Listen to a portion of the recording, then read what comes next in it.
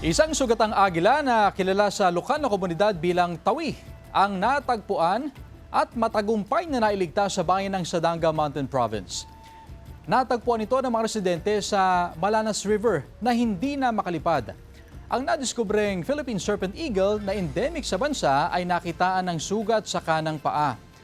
Ayon sa mga otoridad, isang concerned citizen ang nagkusang loob na kumupkup sa ibon bago ito isinuko sa Sadanga LGU at PNP. Inilipat ang agila sa pangalaga ng Provincial Environment and Natural Resources Office para sa gamutan bago ito tuluyang ibalik sa wildlife.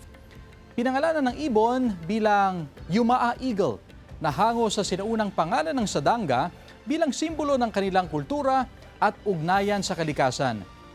Hinihimok ng mga otoridad at publiko na agad iulat ang mga kahalintulad na insidente para sa tamang pangalaga ng wildlife.